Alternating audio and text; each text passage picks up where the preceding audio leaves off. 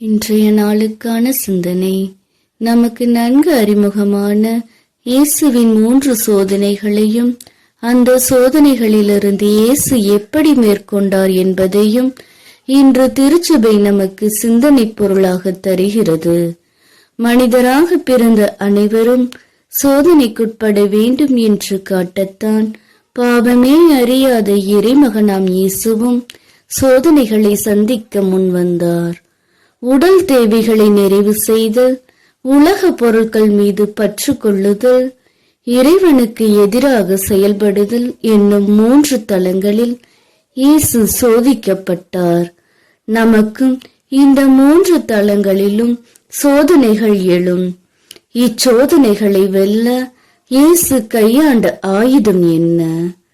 இறைவார்த்தைதான். 3 சோதனைகளிலும் அவர் மறைநூலை மேற்கோள் காட்டினார். அந்த வார்த்தைகளை செயல்பாடாக்கினார்.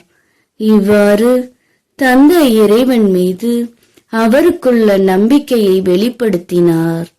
நாமும் நமது சோதனைகளை வெல்ல இந்த 3 உத்திகளையும் பயன்படுத்துவோம். இறைவார்த்தையை கொண்டும் இறை நம்பிக்கையை கொண்டும் நம் சோதனைகளை வெல்வோமாக.